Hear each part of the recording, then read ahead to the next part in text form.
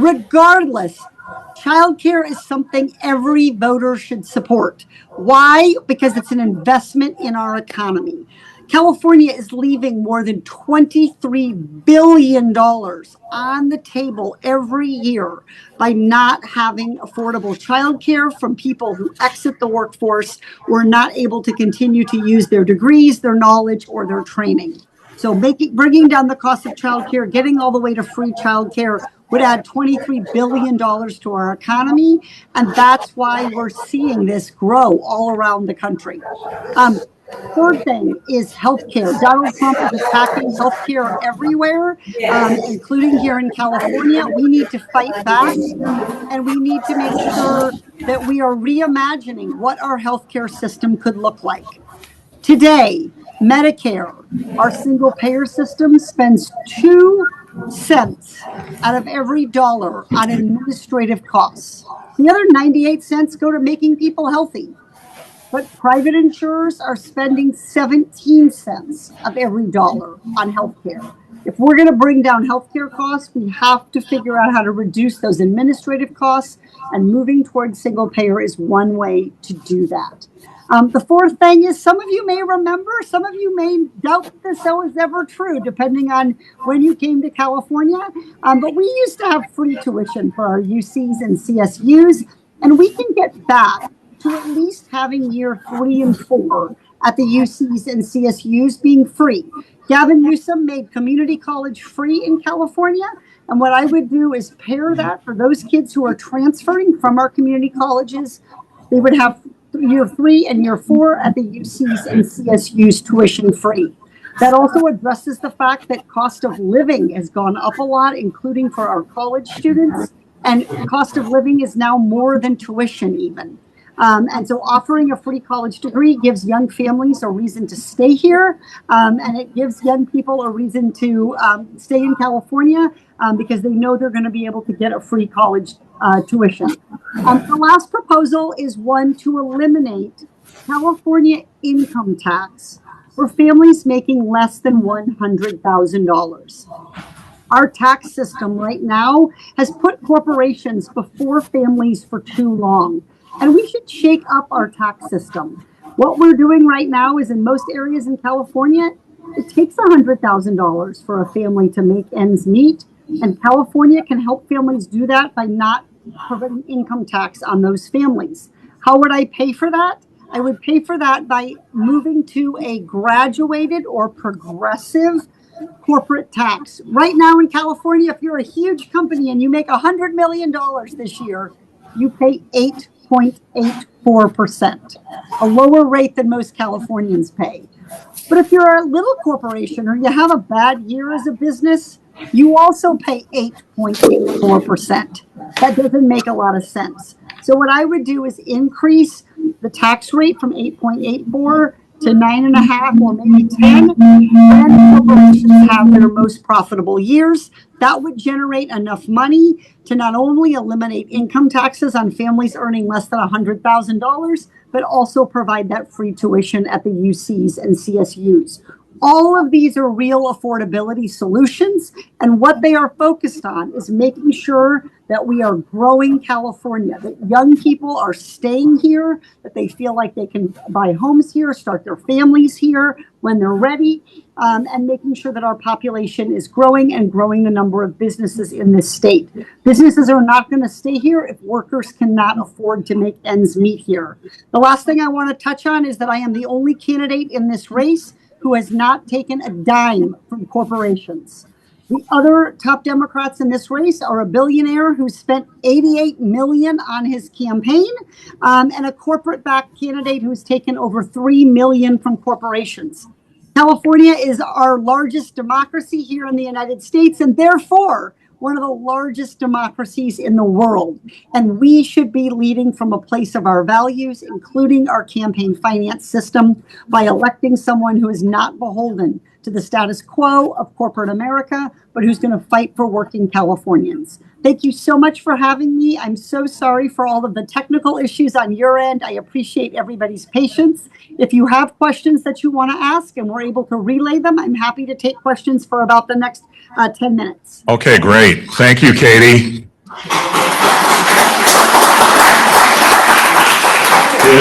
Is the dog okay? I can hear you. Yeah, the dog's fine. It was eating a bone for a change instead of a pair of shoes. Well, I'm glad that we didn't have Christy Nome on, because the dog acted up. We don't know what might have happened. I have a basset hound, so I have to have lots of patience. And I'll take a personal privilege. My 30-year-old daughter wanted to say she's a big fan. So can we get a couple of questions? She has a few minutes for questions, and I'll relay it. Go ahead. Yes. My name is Jack Babcock. I'm Executive Director of South East Government. Working on housing. We just my name is Jackie Backrack. I'm Executive Director of South Bay Cities Council of Governments. We're working on housing, and I really appreciate your talking about the affordability issue. We've just formed a housing trust, but the state has come up with one solution, which is RENA, which has been was formed in Reagan era and has nothing to do with the way we live today. Is there someone we can talk to on your campaign or you to talk about how we make better comprehensive ways of getting affordable housing in California?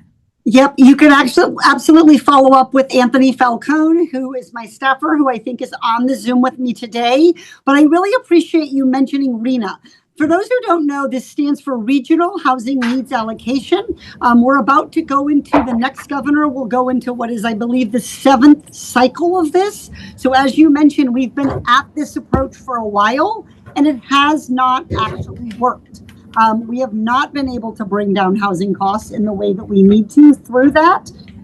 So one of the things I've been thinking about is whether or not what we can do to revisit how RENA works. One thing is actually have reasonable goals. What we've been saying we're going to do and what we've actually been doing, wildly different. So everyone treats the process as kind of an aspirational joke rather than being serious about it.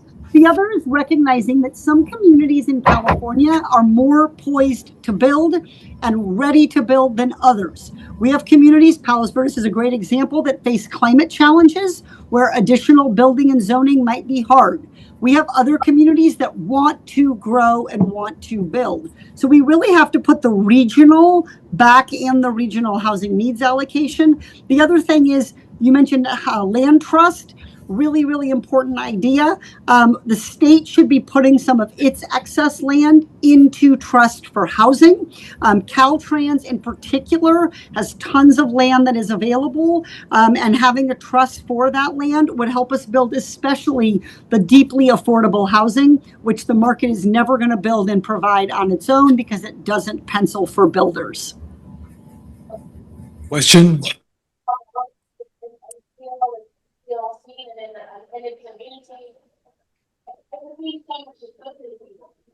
Hi, Katie.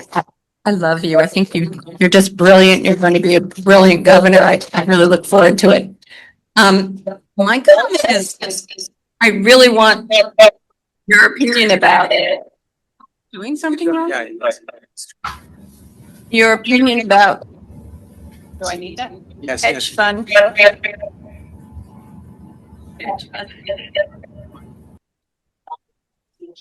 Moving around here.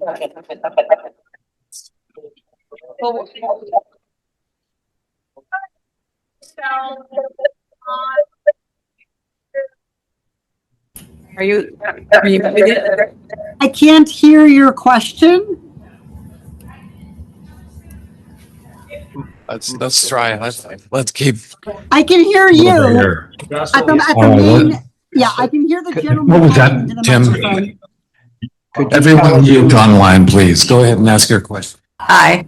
So I have a particular interest in getting political activism on this hedge fund issue of hedge funds buying Jersey Mike's, 24-hour fitness, 20% of the real estate available housing. And I just think you're going to have to, it's like seatbelts, you're going to have to stop them because they have billions of dollars and all the investors are people who are donating money to our political issues. But I just really want to speak out about that. That to me, the one direct, you can go change everything and write something new, but there's one direct path is if 15% of the profits of a hedge fund are going to Goldman Sachs and the investors, there's not going to be a lot left for anybody underneath. And in terms of housing, Worst case scenario is if we don't push through legislation that says they cannot own 100 single-family homes, and we become a rental. You know, we're serfs then. We're like the serfs of the old days. They're the owners are giving us housing. Yep. Okay. So a couple things about this. Totally agree with this as a problem. Private equity has a role in an economy, but it does not have a role in many of the. All right. Good question. Let me tackle this. Private equity has a role in the economy, but not in many of the sectors where it is now. Private equity, for example, should have no place in our healthcare system, where it's currently buying up many of our emergency rooms. It's buying up doctors' practices. We need to crack down on that. Absolutely. Actually, Senator Elizabeth Warren, who has endorsed me, the Senate just passed a bipartisan bill, 89-10. The Senate passed a housing bill that would crack down on investor-owned homes. So we are finally seeing some federal leadership on this issue, but it is a particular challenge here in California as well. I think there are three different kinds of, when we look at investor-owned, there are three different kinds of property, and I think they call for three different solutions. The first is foreign investor-owned. I don't think we should allow this. I think it is not good for national security. I think it is not good for our real estate market. It's a big problem in some of our cities like Irvine. So foreign-owned investment of real estate, we should stop. The second is people who owned a home and then maybe 50 years ago and 20 years later, they bought a second home. Or somebody who owns a duplex. They live on one side, they rent the other. We should not consider these investors, and we ought to allow them to continue because we do want some quantity of rental homes. Some people cannot live in an apartment for various reasons, including adaptation for disability. And so we want to have some amount of rental homes. And those mom and pop, owned a home, bought a second home, those are the right kind of investors that we need. Large corporations buying homes is really a result of the fallout from the foreclosure crisis and California's housing unaffordability.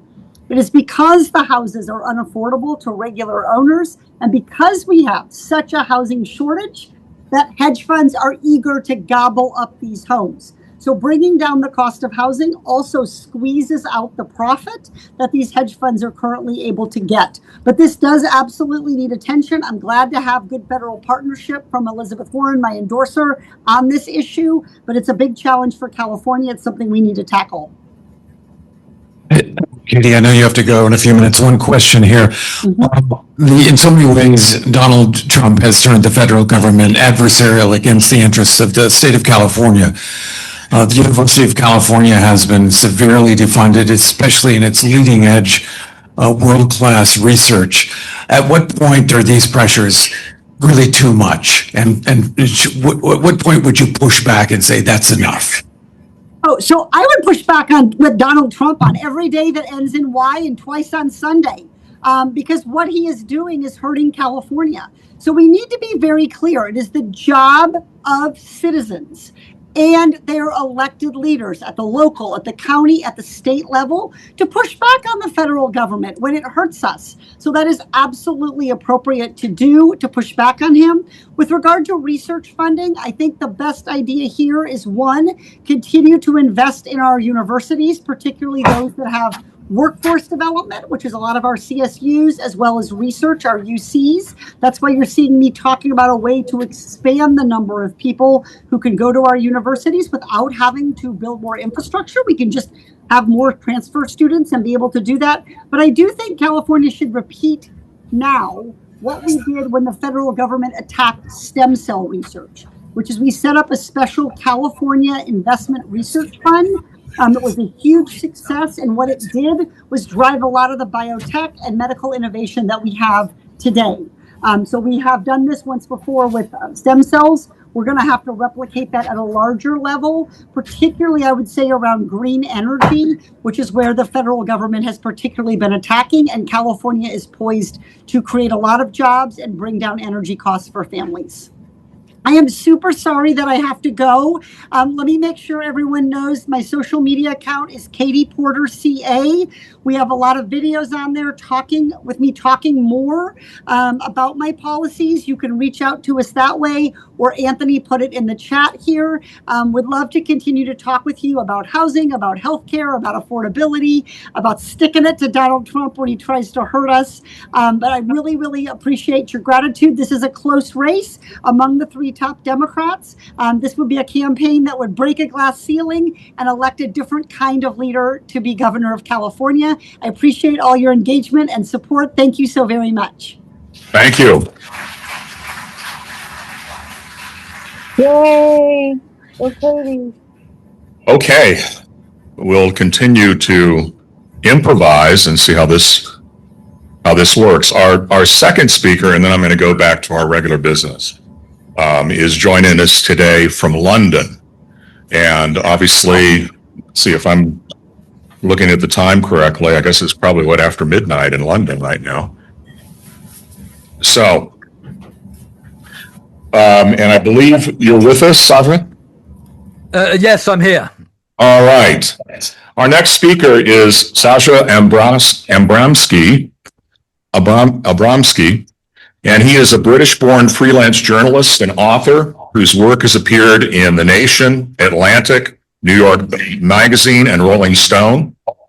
He received his bachelor's degree from the University of Oxford. He later came to the United States and earned a master's from Columbia in journalism. He's written extensively about the damaging impact of the so-called DOGE on the U.S. government. Many of us probably know someone who's been affected by the sweeping cuts implemented by Musk and Donald Trump straight out of the Project 2025 playbook. In my own family, our youngest daughter worked for the United States Agency of International Development after she finished graduate school. So we were personally aware of the essential work that USAID performed, work that Trump and Musk have attempted to dismantle. Fortunately for us, our daughter moved to the American Red Cross prior to Trump's return to office, but virtually all of her former colleagues have been cut, and millions of people around the world are suffering because of the reductions. Some are actually starving to death. His new book, American Carnage, How Trump, Musk, and DOGE Butchered the U.S. Government, examines these developments in depth. And at a moment when so much of our government and our democratic institutions are under pressure, people like this are essential in helping us understand what's happening and why it matters. So please help me in giving a warm welcome to Sasha. All right. Well, can you all hear me? Can you hear me? Yes. Good. First of all, I'm absolutely delighted to be on, and it's not quite midnight in London. It's about 10:30 here, but I have given a 2-hour presentation on my book earlier this evening. Second of all, it really isn't every day that I get to tell my family that a leading gubernatorial candidate for California was my opening act. So I'm particularly delighted to follow on from Katie Porter. I think I have about 15 minutes. So what I'd like to do is talk about the moment we're in, the authoritarian moment we're in, where democratic guardrails are breaking down at speed, and where Donald Trump and his administration are doing things that even 3, 4, 5 months ago would have been considered utterly inconceivable, outside the sort of box of democracy. And I want to start by just giving an overview of what's gone on in the last couple months. Obviously, the first thing which everybody's talking about and thinking about at the moment is the creation of an absolutely illegal war, a law that breaks international law, that breaks constitutional responsibilities of bypassing Congress, and a war that there's no way Trump can seriously claim was an urgent preemptive action. How do we get to a moment where a president in the middle of the night can go onto social media and issue a 3-minute video just declaring that he has decided to launch hostilities? How did we get to a moment before that where the President of the United States, in a fit of political pique and vengeance, could send in 3,000 heavily armed ICE agents to occupy a major American city, Minneapolis, used those 3,000 agents to brutalize immigrants, to brutalize refugees, to brutalize demonstrators protesting in support of those immigrants and refugees, and ultimately to stand by while 2 American citizens were killed in cold blood, in broad daylight, by ICE agents operating with the approval of an administration that said they were immune from punishment and from being held accountable. How did we arrive at a moment where a president of the United States and the head of the FCC can go after major newspapers and major television stations for daring to cover the news in a way that the president of the United States deems to be not in his favor? How did we arrive at a moment where the Environmental Protection Agency could decide that it will no longer monitor the cost in human lives of pollution? How did we get to be at a moment where the CDC and the National Institute for Health could end up embracing absolutely anti-scientific theories around vaccinations and around the prevention of communicable diseases? And it seems to me that to get to 2026, to get to all of the corruption, the cronyism, the conspiracism, the irrationality, the cruelty, and the sadism of 2026, you have to look at what happened in the DOGE purges in the opening months of the Trump administration. And here's why. And I've been speaking about my book, The American Carnage, for the last 7 weeks. I've been barnstorming the country, been going to cities large and small, and I've been talking to audiences like yours that are deeply, deeply engaged in the politics and the morality of the current moment. And I was speaking in Portland, Oregon in January, and a friend of mine, an old friend of mine, came up to me and she said, "It's so quaint of you to be writing about DOGE. I haven't thought about DOGE for a year." And I said to her, well, here's why you really should be thinking about DOGE. And here's why you guys should still be thinking about DOGE despite everything else that's going on in the country today. Because DOGE was an assault on the structure of government. It was an assault on the entire professionalized civil service, on the institutions of government that have developed in this country since the American Civil War, but especially since Teddy Roosevelt's presidency in the early 20th century. Now, basically, Trump and Musk, and I'm going to use the two of them sort of as a pair, even though Trump was the one who was elected. Trump and Musk came into power January of last year with a wrecking ball mission. And the wrecking ball mission was that there were large parts of government that they wanted to absolutely eviscerate. They wanted to bludgeon into submission and to destroy beyond repair. And it was not every part of government. They had no desire to downsize the military. They had no desire to downsize ICE or Customs and Border Patrol. They had no desire to downsize any of the national security apparatuses of the state. But they did want to shatter anything to do with environmental policy, anything to do with federal education policy, anything to do with public health, the CDC, the NIH, anything to do with social and economic and racial inequalities, and attempts to use the federal government to regress those inequalities. And so Trump gets elected, he comes into DC with Musk at his side, and through a series of social media posts, he conjures into being out of thin air this department, and I'm going to put air quotes around it, the Department of Government Efficiency, this awful acronym of DOGE. The thing is, Congress has to create departments. You can say to the Congress, look, I'm the president, I would like to create a Department of Government Efficiency, but according to our Constitution, it's Congress that has the power to say yes or no to that request. Congress never voted on DOGE. It's not a legitimate government department.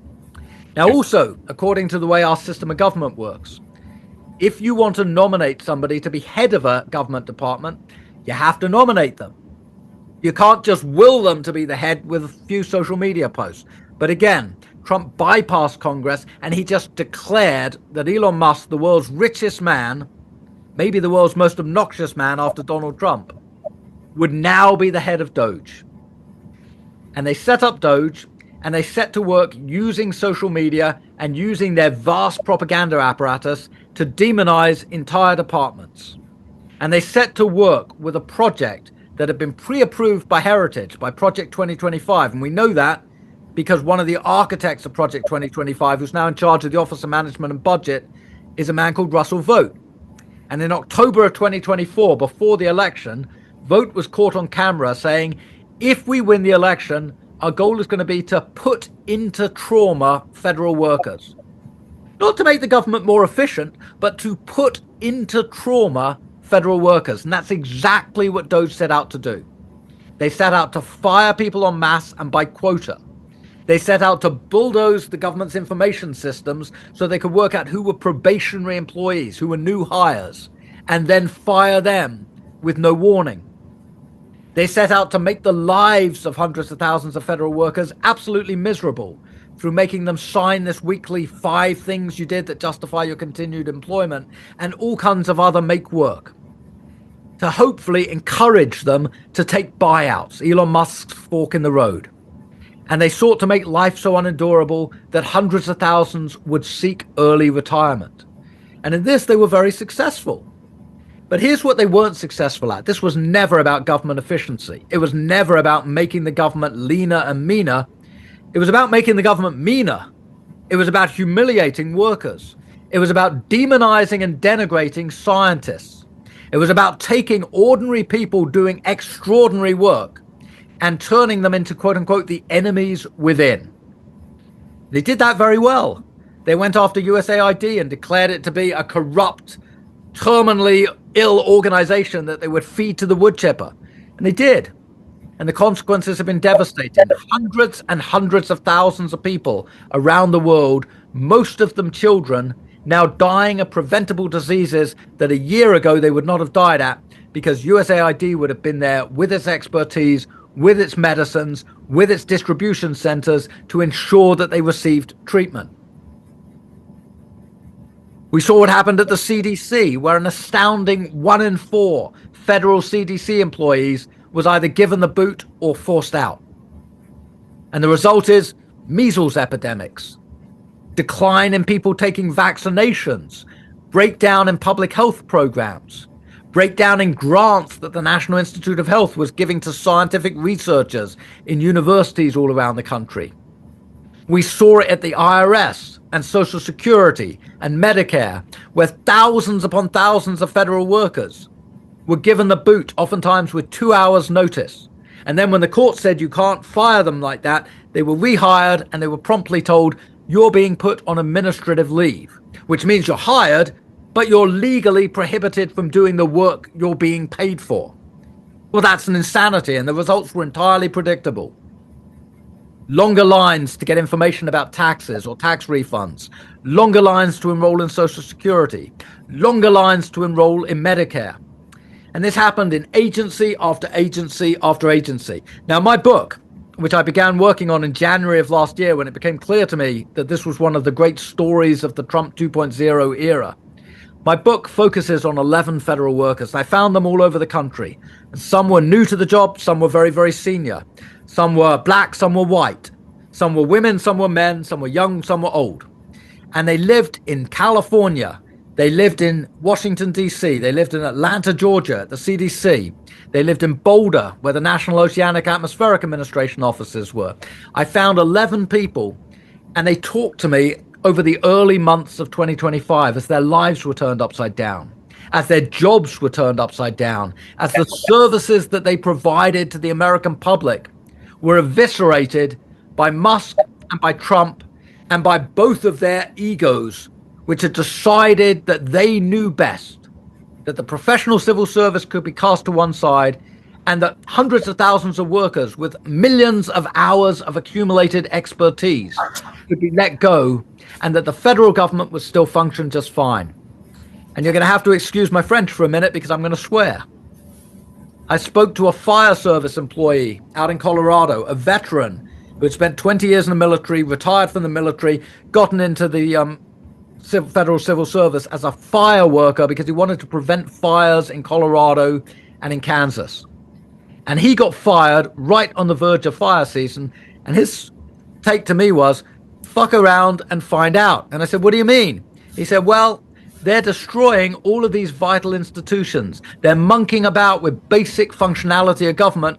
And they're going to find out what happens when you do that, because fires are going to get worse out west. Diseases are going to go untreated at the CD because the CDC is absent at the helm. International experts are being fired left, right, and center. So if we get into a conflict, for example, we're not going to have experts who can say, well, this is what conditions on the ground look like. Now, if you fast forward to 2026, all of that's coming true. If you look at the fiasco of this war in Iran, one of the very first acts of the war in Iran was American missiles hit a school and killed 175 children. That's a worse catastrophe than the Oklahoma school bombing in the Bill Clinton presidency. Why was that school hit? Because they were using allegedly outdated targeting software, outdated information. Why were they using outdated information? Well, at least in part because the State Department has been eviscerated by DOGE and these other cuts to quota. It doesn't make government better. It doesn't make government more efficient to fire by quota.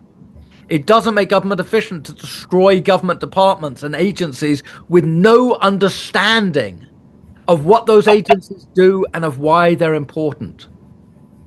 Now, I followed these 11 workers for 4 or 5 months, January through May of last year, and I found their stories deeply, deeply heartbreaking. They were good men and they were good women doing important work, and they were turned into enemies of the people by some of the wealthiest and most powerful human beings on this planet. They were doing it not to get rich. The only people who go into public service in this country to get rich are people like Donald Trump, who use and abuse their office shamelessly to accrue power and wealth. But the vast majority of the scientists, the teachers, the researchers, the people who answer telephones to interface with the public, the vast majority of those federal workers are just trying to do a job that they believe will make their communities a little bit better. And the result of firing them has been a rolling calamity. You can talk about it as a clown show, but I think it's far more serious than that.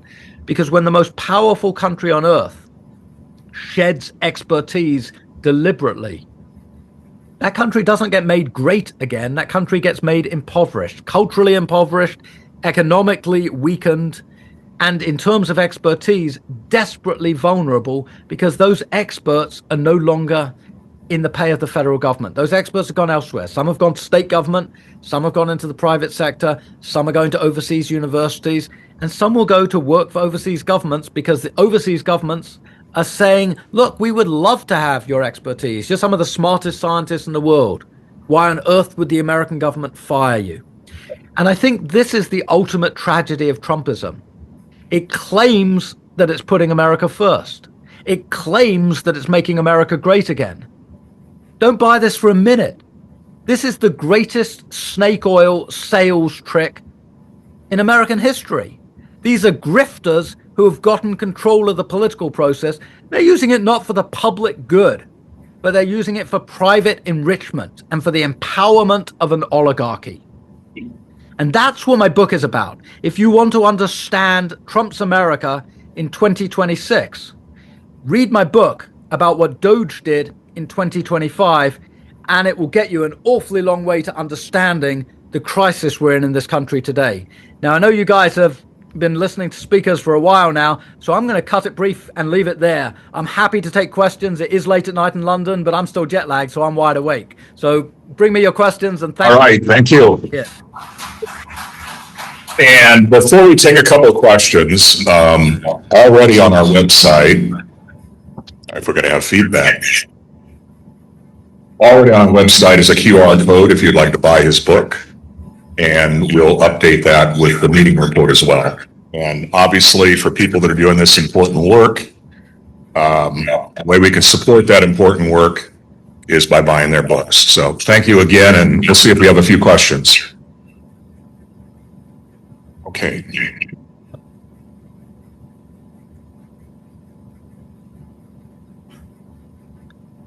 Should I take the questions, or I can see hands up on the online audience? Thank you very much for your talk. We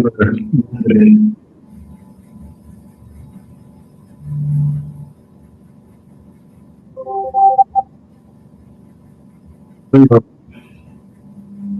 I'm not hearing anything, but I'm seeing hands up from Stephen Goldsmith and Tony Hale. If either of you want to ask an online. I want to know if your next book is going to get us out of this mess. I'm not hearing that at all, I'm afraid. It's going to have to come through the mic at the front. My question was for the last speaker, sorry. Take a question if you can hear us from one of the people online. Tony? Okay, thank you. Can you hear me? Perfectly. Great. So, of course, we all agree with your stated assessment, and it sounds like your book dives deep into this. But my question is, how do we take this from your work being a post-mortem to a preventative advisement? That's a fabulous question, Tony. And I'm glad you answered it. You asked it. Some of what happened is done. Some of what happened is a done deal, and it's tragic, it's awful, and we're going to live with the consequences for a long time. The demolishing of USAID, for example, we can recreate something different, but USAID as an institution is gone. But there are other institutions that have been more successful in fighting back legally, and some of the lawsuits are still going on. So one of the people I wrote about in the book is a woman called Hannah Echt, and she works for NIOSH, which stands for the National Institute of Occupational Safety and Health. It's a little bit like OSHA, but it doesn't sue companies. It goes in, and if there's a problem in the workplace, it tries to work out a way to fix that problem. And so it's kind of collaborative with employees and employers. And it's had bipartisan support for 50 years. It was founded in the 70s. It's had bipartisan support for 50 years. And a couple of the things it's done recently, it created a registry for first responders after 911 who came down with cancers and all these other horrible diseases, so it can monitor what was happening in that group and try and work out ways to go in and, save people if they could. And the other thing it did was it set up registries of lung diseases for coal miners. And that's really important because there are coal miners in West Virginia, in Wyoming, and a whole bunch of states that suffer disproportionately from lung cancer, from black lung disease, and so on. And the Trump administration came in, and for reasons that were never entirely clear, it had NIOSH in its sights, and it decided it was going to destroy the entire agency. So it tried to fire everybody, and the courts brought them back and said, you can't fire them this way. So it let them stay employed, but it issued what was called a reduction in force, basically putting almost all of the surviving NIOSH workers on what was called administrative leave. And the NIOSH workers fought back.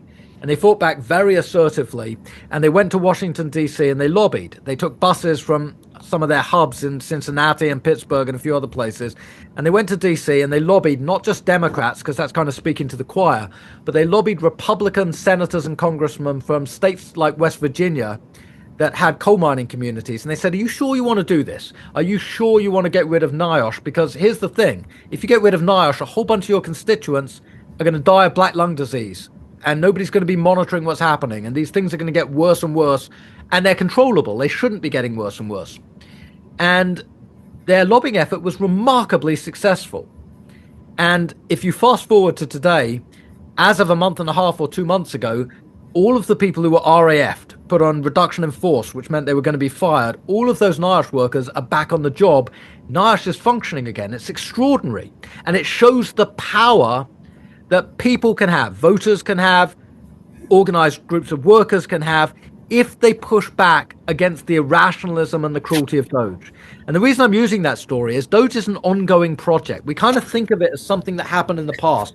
And you'd mentioned the word post-mortem, that I'm sort of dealing with the after effects of this lethal attack on government. And to some extent, that's true. But the thing is, DOGE is a real live project. There are still agencies in the DOGE crosshairs. DOGE is still stealing information from government agencies in this vast rolling information heist.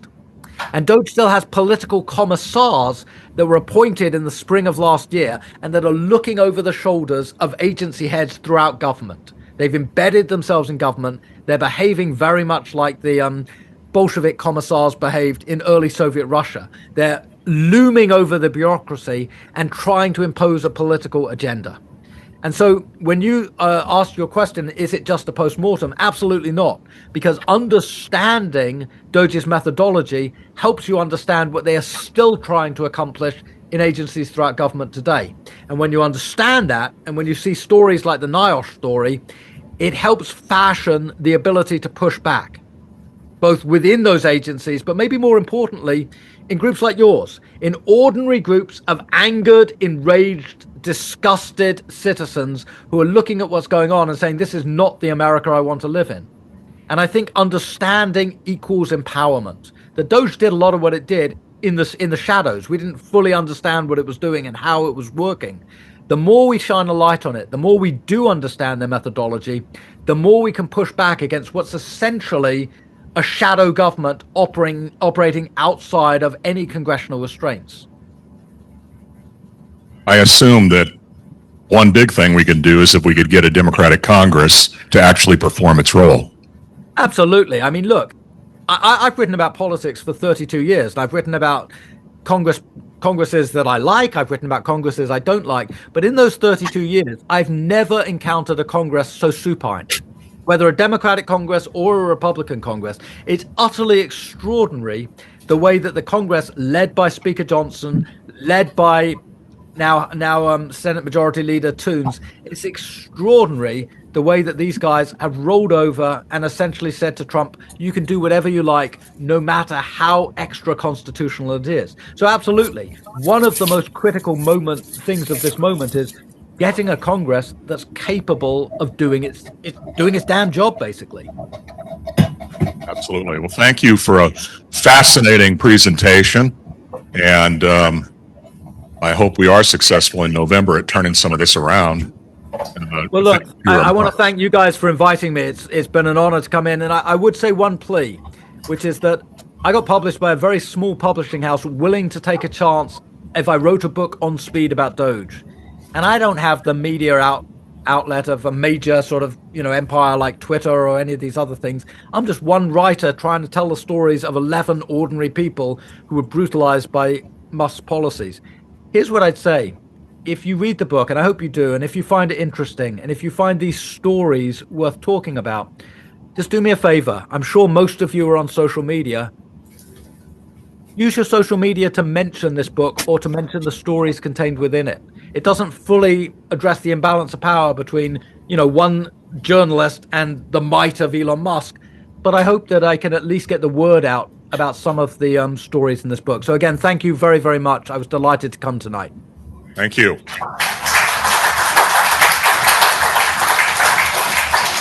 And again, if you go to our website, on the there is a QR code right there that will take you right to the book.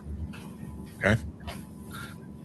Let's get back to our regular agenda. And I wanted to start with introducing any elected officials that are present with us today. I know we have Lisa Ramirez, a Democratic candidate for Congress in the 40th District. Lisa, you want to wave to everybody? Thank you. We also have Irene Lee, who's running for judge, and I believe she's still with us. Do we have other electeds that are with us here, either in person or on? Oh, we have Rob Catherman on the water board, right? All right, very good. Anyone else that's joining us today, either in person or by Zoom? Okay. Well, next up, could we have any new members or guests, if this is your first meeting? Would you please go ahead and introduce yourself, please?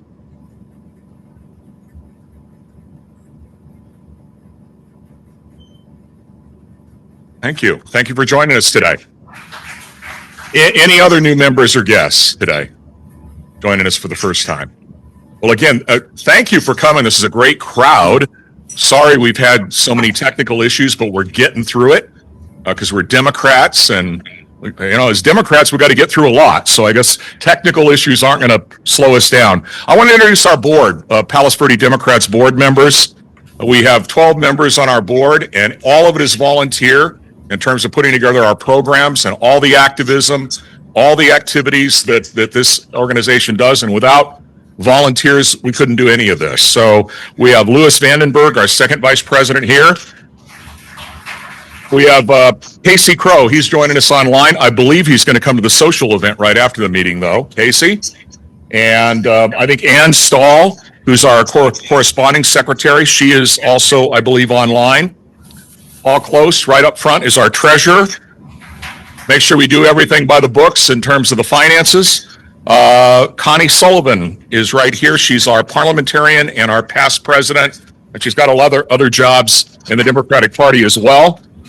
Larry Donahue, our membership chair, is right over there at the desk. Cara Kent, our publicity chair, and I think she deserves a lot of credit for our turnouts that we've been getting at these meetings by the advertising she's doing. John Munoz, I think, is online, our LA County Democratic Party associate. Carol Schwartz, our activism chair, and we're going to save her for the end of the meeting to tell you about ways that we can turn around all the stuff we've been hearing about in the meeting so far today. Carol Muller is our hospitality chair.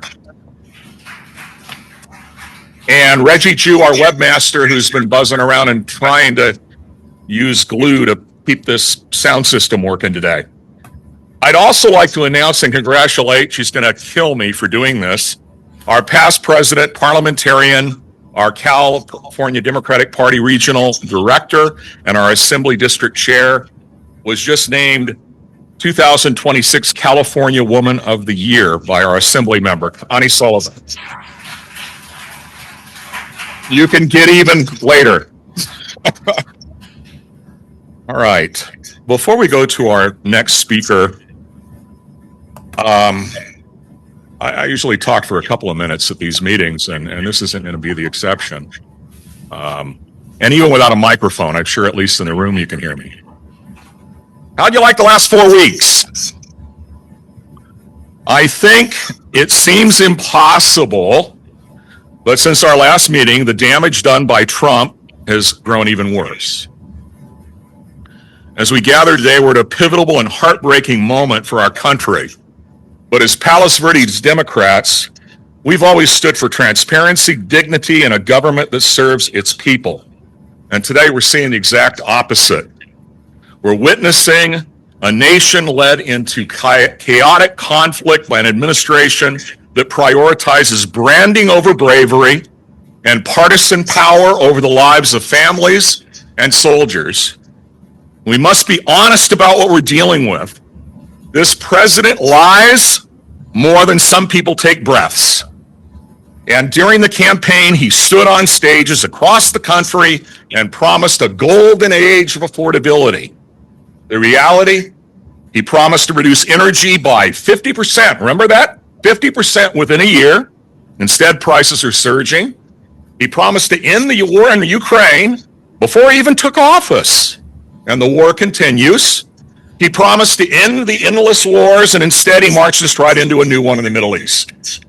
He promised that groceries and gas, he reduced groceries and gas prices, yet while he takes his victory laps and does more rallies, the reality at the check stand lines tell a different story for our families.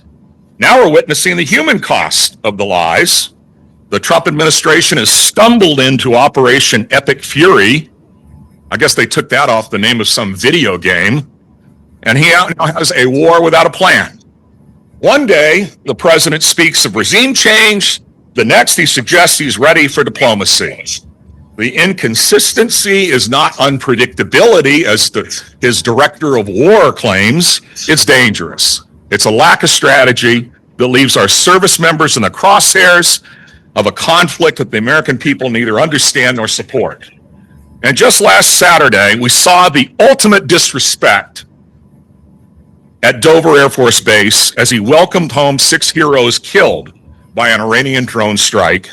And at that dignified transfer, Donald Trump chose to wear a campaign-branded USA hat, and he stood before those flag-draped caskets, not as a grieving leader, but as a pitchman for his own merchandise.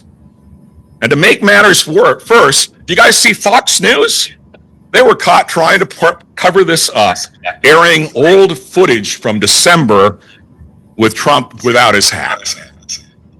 And if you must edit reality to make the president look dignified, he doesn't belong in office. The moral failures do not stop at our borders. We saw the horrific reports where a strike on a girls' elementary school killed over 175 children. And while investigators have found missile fragments at the seam with our label on them, the president stood before cameras and called it propaganda. We can't be a nation that kills school children and then lacks the courage to tell the truth. While our soldiers struggle, Trump's number one priority is to push the SAVE Act. He's manufacturing a crisis of non-citizen voting to rig the midterm elections. And our last speaker is going to talk about that in a minute. I guess I'm wrong. The Heritage Foundation's own data Yeah. widespread voter fraud is a myth. You're on after the Okay. Statistically, president here. So you're on the. Are you on the? Yeah, I'm statistically, on. I'm on. Okay, good. Okay, thank you. All right. statistically, even the American has a better chance of being struck by lightning than finding a single case of in-person voter fraud that Trump describes. It's not about integrity. It's not about integrity. It's about power. And finally, we look at the checkbook. We're spending an estimated $1 billion a day on the war. So we have monies for missiles, but not school meals. We have money for epic fury, but Americans are losing their health care. And Trump lies and tells us we can't afford a social safety net while we burn $1 billion a day on a war we never asked for. And we cannot be silent spectators to this chaos. We must put a check on the wannabe dictator. And our fight doesn't start in October. It starts right now. The way we can fight back is join us on March 28th at the No Kings protest at Torrance City Hall. We want to have a massive showing to prove that we won't accept this chaos and we won't accept a monarchy. And secondly, Carol's going to finish our meeting tonight and talk about ways you can sign up to Phone Bank and Canvas. And we need to build the infrastructure so it's successful in November. And finally, if you can make a donation to the ground game, contributions fund the tools to combat this propaganda. The road to the midterms starts right here on the peninsula. And I ask you, are we ready to do everything we can to fight back? Are we ready? All right. Well, let's get to work. Let's get to work.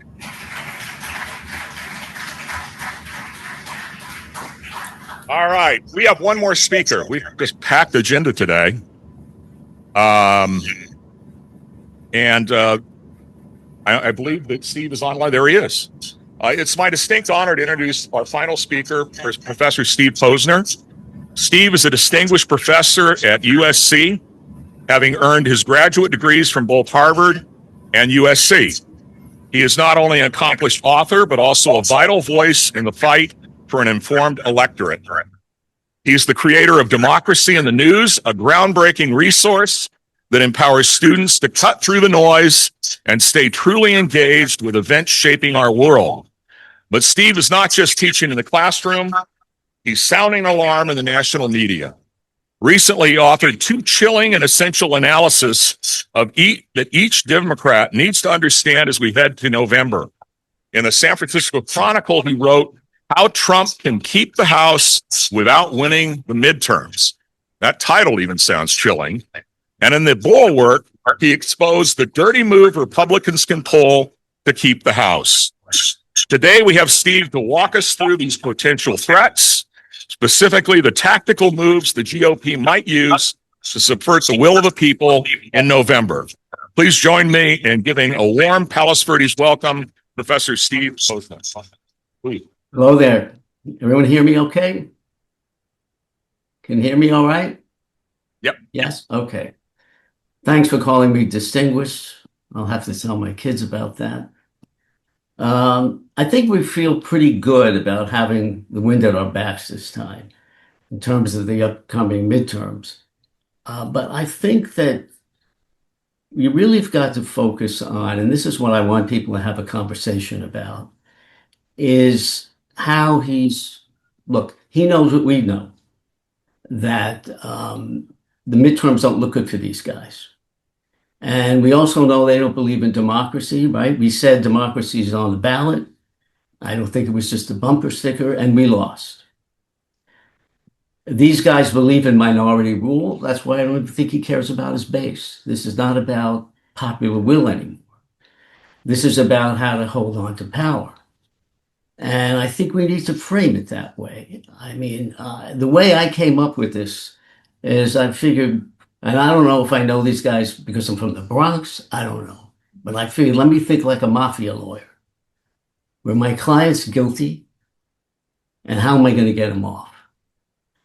So in that sense, if we're advising him, and we say, look, things are not looking too good, even in the Senate, how are we going to stay in power? Now, I know everyone's talking about hijacking, voting machines, deploying ICE to intimidate voters, having the CIA manufacture some foreign plot that he can cancel the election and all that stuff. But that's not a smart way to do it. If Minneapolis showed us anything, that, if you're too brazen, right, you send the mobs into the streets with their iPhones. So if I was advising him, I'd say, don't be that confrontational. There are better ways to do this through a very boring democracy, because there are loopholes in the Constitution. It's like there's a certain amount of goodwill. You can't cover everything in a contract. You can't cover everything in a constitution. You have to rely that there's a certain amount of civic virtue. It's like whether you go into business with someone or you have a prenup, there has to be like, I can do business with these people. Because if I can't, there may be things in the written document that I didn't cover. And I don't think the founding fathers anticipated people like this. This is a different fight. This is about not Democrats, liberals, conservatives, Republicans. This is about a gang who wants to hijack our election like they try to do on January 6th. So let me just tell you briefly a couple of ways that I figured out how they can do this. What I didn't know until I researched this is that the House has the exclusive authority to decide who to seat, regardless of who gets elected. They get to decide. The majority of the House gets to decide who to seat. Now, up to this point, you're elected, you win, the state gives you a certificate of election, you get to the House, the clerk of the House puts you on the roll. That means as a representative elect, you get to vote. You vote for the speaker swears you in, and there you go. But you have to have that certificate of election, and the states issue the certificates of election. If you don't have it, the seat is vacant. So what does that mean?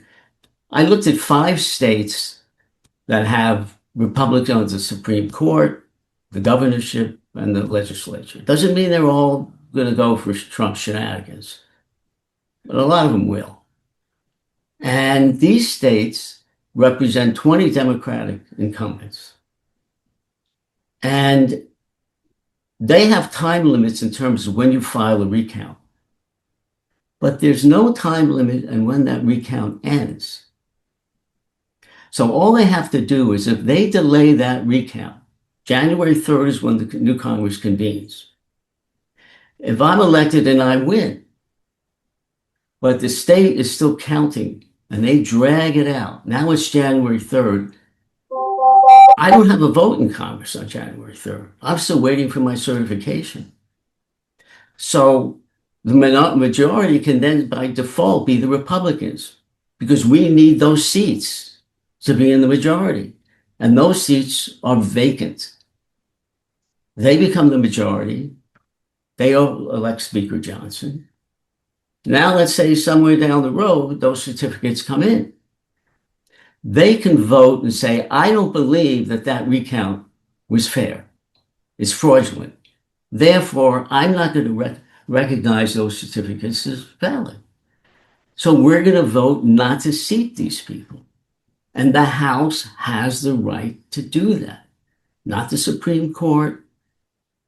They have the exclusive right to do that. So the first strategy is I call delay and deny. String out the recount, deny seats to Democrats who won. By default, Republicans hold on to the majority. There's a second tactic. So you can imagine if this is happening, people are watching and say, oh, Republicans are pulling this stage of saying, we want to afford these people due process. Don't rush us with the recount. We're going to be fair. We're going to be transparent, but we're going to take our time. And if it goes past January 3rd, so be it. Now, once they take power, nothing we can do about it. Just like our last speaker about DOGE, there's nothing we can do about it. They have the levers of power. We can complain. It doesn't matter. There's one other, and by the way, I'm talking about this because you should talk to people about this. We need to get lawyers. We need to get people. We got to get this into the bloodstream.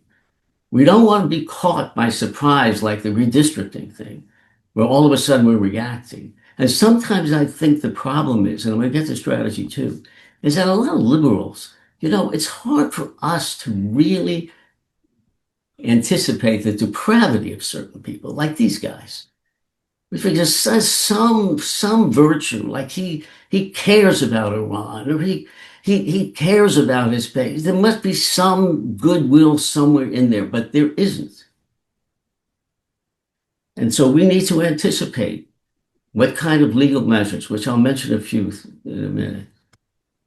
The second strategy is what I call the Mike Pence to the House strategy. As you remember, on January 6th, right, the electives go to electoral college. And I never thought of this stuff. Who gets to this kind of organic level of electors and what the vice president does and all this stuff? But these guys do. These guys are not stupid. They may be stupid about some things, but the guy won twice. And they got down to the minutia of elections and election officials and the electoral college, stuff that I didn't think about. I don't know about you guys. So now when I say the Mike Pence to the House, the House has a clerk. And the clerk organizes the House on January 3rd. The old Congress is over.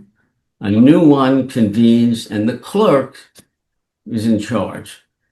And the clerk collects these certificates of election, I say, and there's a thing called the roll. He puts the names on the roll, and those who are on the roll get to vote. That's the first vote in Congress, and they vote for the speaker. The majority elects the speaker, and all that sort of thing. Now, what if this clerk has the kind of pressure that was put on Pence, but it ain't Pence this time, right? I'm sure Trump's sitting around going, oh man, I wish it was J.D. Vance instead of Pence that day. So now the majority right now can install any clerk they want, and that clerk will preside on January 3rd in the new Congress. It could be Laura Loomer, Steve Bannon, the My Pillow guy, whoever they want. So now January 3rd shows up, and the clerk decides, Posner, this certificate is a result of a fraudulent election. I don't accept it. I'm not putting you on the roll. You don't have a vote. We're in the same situation. They've blocked just enough Democrats to keep them in power. The only recourse we have in this, and this is all legal, this is the way to do it, right? This is the way to do it. Not sending, ICE into the streets, declaring martial law, right? If I was advising him, I'd say, do it this way, do it quietly. Now, just like what we've discovered with Trump, the only thing stopping him is impeachment, right? And that hasn't worked. In this case, maybe the Supreme Court, but we know what this court's about. So in the first instance, and I'm almost done here, in the first instance, the delay and deny strategy. We would be asking the court, these guys are dragging it out past January 3rd, so we want you to intervene and overrule what the state's doing. Now, what is the likelihood of that? State's going, we're just trying to do the right thing, due process. You're interfering with this process, and this court's going to do that? Now, let's say in both instances, the House, the clerk doesn't accept the certifications, all this stuff. So we appeal to the court. The Constitution says the House has the exclusive right to decide who to seat. So the court would have to say, in this instance, we're going to overrule. I know there's separation of powers, but we're going to decide who to seat. Now, it's happened before. By the way, both of these things have happened before. Where certification didn't happen in history, where the clerk kept a few people off the roll, happened during the Civil War. So there's precedent for this. So the reason why I'm talking about it is I think things, despite all this negative stuff, I think we're looking pretty good. But we have to remember who we're dealing with. This is not politics. This is authoritarianism, and we have it coming up in November. So what I think needs to be done is we need to talk this up so that election officials, and I've talked with congressional staffers at different committees, and I must tell you, honestly, I thought they would say, well, we thought about this, and we have some legal scholars. It's on the shelf. Break glass in case of emergency. If this happens, we're ready to go.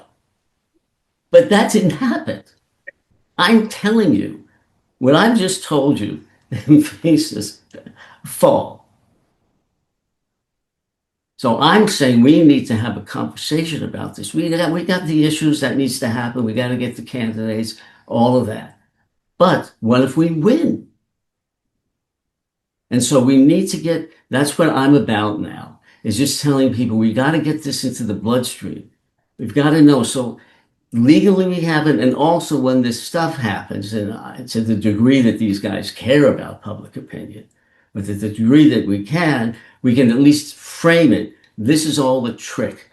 This is using loopholes in the Constitution that were never intended to do this. And so that's what this is about. I'm as surprised as you are in hearing this. And like I said, the only way I discovered it is by trying to think like them. They know what the polls are. They know what's happening. They know what we know. And that's how I came up with it. And that's what I think, that's what I'm here to say, is contact elected officials. Anybody you know, raise this issue, because this is what's threatening to us the most. Do you have any questions? Wow. Scary stuff. I know, scary stuff. I appreciate Ben who was a lawyer for Bush in the Bush Gore thing, right? We got Republicans. He said this is scary. Yeah. I've reached out to Republicans. The bulwark is a bunch of the people that we used to argue with, right? Conservative Republicans. Yeah. That's the bulwark. Why are they with us? Why did Liz Cheney endorse Kamala Harris? Did she become a liberal all of a sudden? Because the fight is about this stuff. And it's scary. It is. I had so many emails get back to me, horrified. And I'm not happy about it. I'd rather be wrong. This is a time where some say, you're hysterical. But if people are freaked out, they should be. We got time if the microphone works to take a couple questions. We'll give it a shot. Steve, thanks for being patient. Also, I want to mention that what's happened today is very anomalous, and Reggie's the guy that had the ingenuity to keep us going. So he's done a great job. I think you were first, right? Did you have a question? No, anyone here? Oh, it was you. Okay. Well, thank you so much. I have been having this conversation with myself for a long time as to the fact that the polls are obvious, so there's another game that we're not thinking about. My question to you is there any rule on when you can call a recount? If you won by 30%, can you still call a recount? Well, it depends on the state. Sometimes it's automatic, sometimes it has to be a margin, but sometimes it could be a blowout and you can still challenge it. And the deadlines is you have to file the recount within a certain time of election day. But a lot of these states that I'm looking at, there's no deadline when it has to be completed. So I didn't include the states where, like you say, something extraordinary has to happen. Otherwise, they're barred from recounts.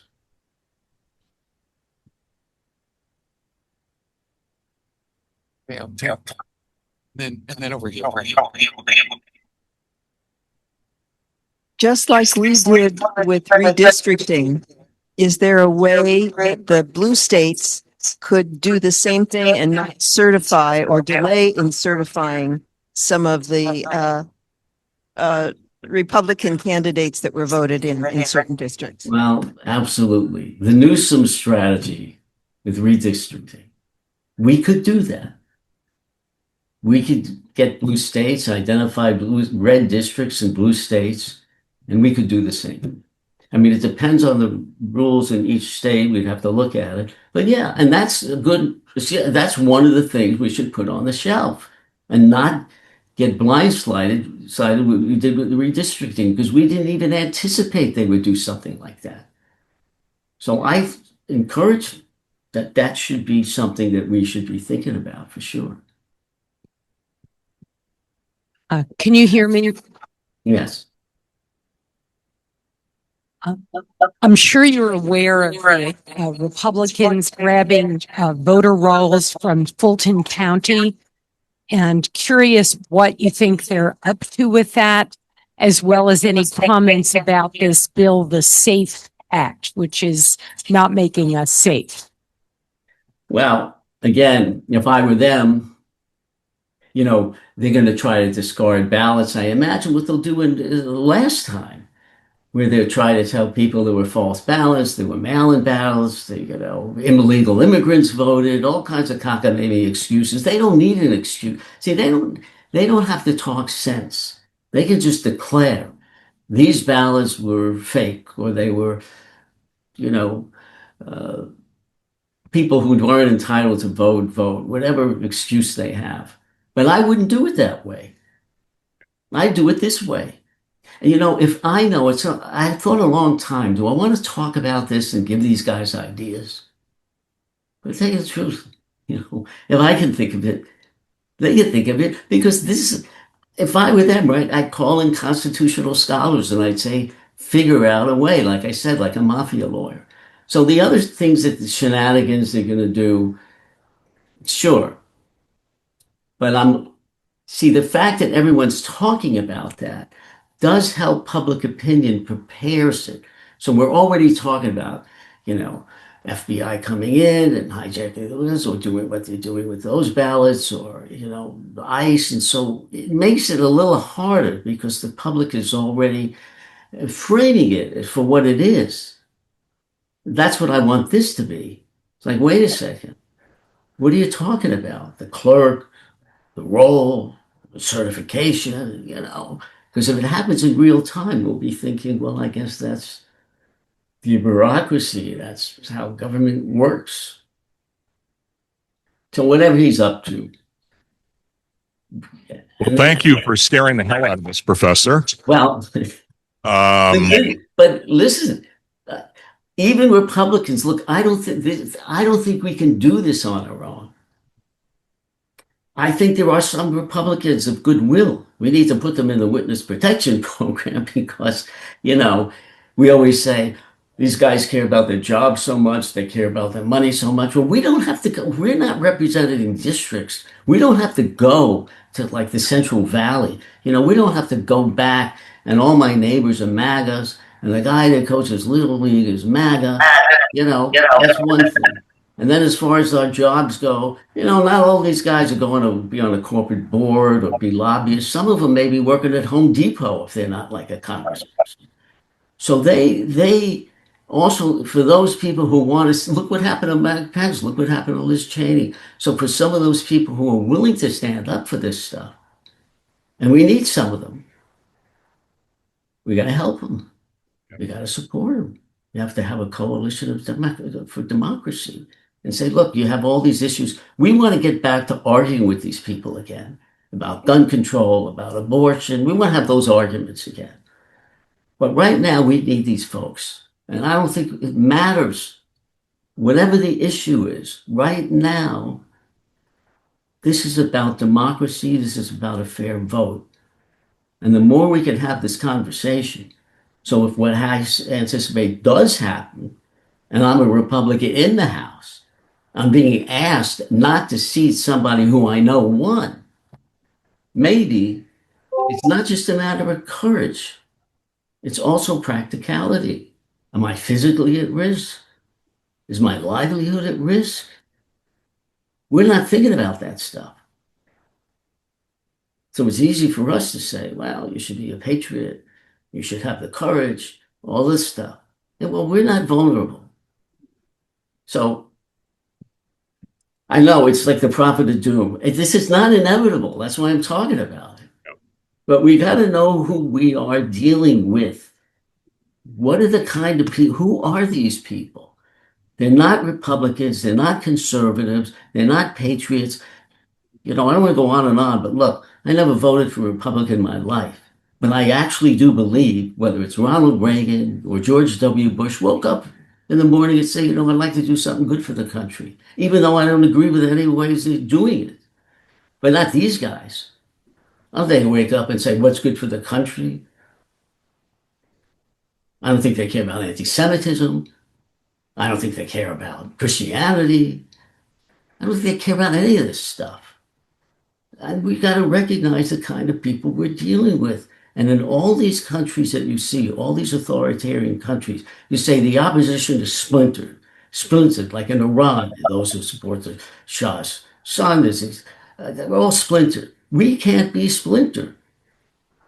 We have to be unified, and we have to anticipate these kinds of people.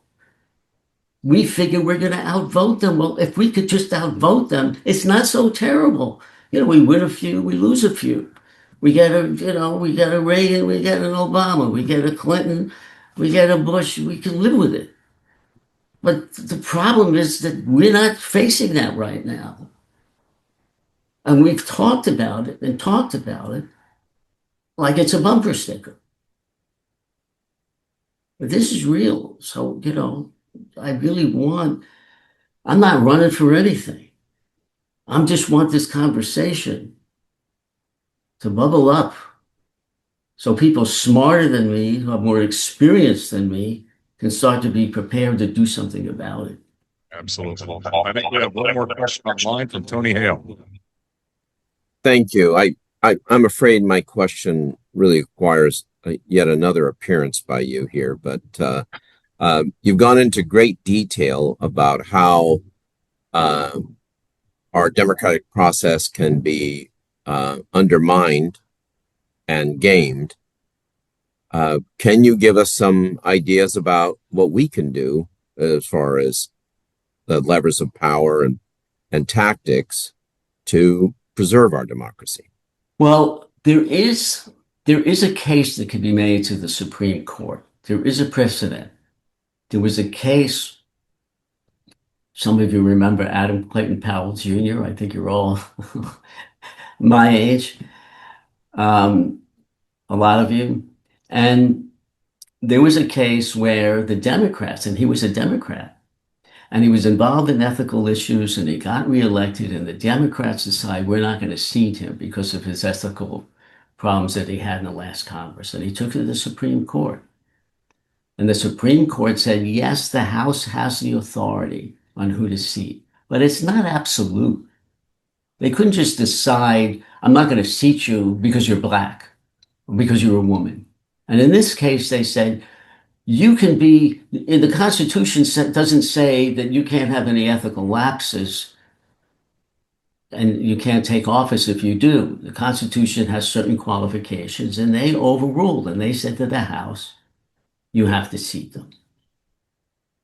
Another thing they can do is, let's say the clerk. Well, the clerk, like Pence, it's supposed to just be a ministerial rule. They're not supposed to decide who gets to be on the roll, who doesn't. The Supreme Court usually, prior to this, said, well, we're not going to rule too close to an election. We want to have our hands, so we're not going to say what the clerk should do or shouldn't do. But just last month, there was a case where a Republican said there's some mail-in ballot rule and it's going to work against me in November, and I want the court to rule on it in anticipation of this happening. Usually the court would say, when it happens, we'll deal with it. But they ruled in favor of him. So we can say, look, we want the same thing. We want to define that this clerk, his role is not to decide whether the certificates are valid or not. He's supposed to just count them and put them on the roll. So there's a couple of possibilities, but the lawyers need to start building that case now while the public messaging is going out. So we know that we have a frame that this is a way of stealing the election. But at the same time, the lawyers have to be ready to litigate this stuff. That's why I'm talking about it. And for us, we just need to have this conversation. So I don't think I think we got a shot at it. No, look, they may not do it. They may not do it. If I were them, I would do it. If I do January 6th, this is easier. Well, all right. I mean, you got Johnson. There's so many election deniers in Congress right now. The committee that would decide on a lot of this stuff, called the House Committee on the Committee on House Administration, and they're usually the ones that do this investigation and recommend it. They're filled with election deniers. So Johnson will say, committee investigate. They'll investigate and we'll have hearings and they'll go through all their, drama, and they'll say, we've concluded, that it was a fraud. And the people, almost every one of them is an election denier, and to this day, I don't mean back then, they still say 2020 was stolen. So anyway, long way around, yeah, I do think there was something to it, but we just can't be asleep. Thank you, Professor, for the warning, and thank you for joining us today. Sorry, guys, but things will be all right, I think, as long as we do our job. Everybody does their part. Thanks for having me.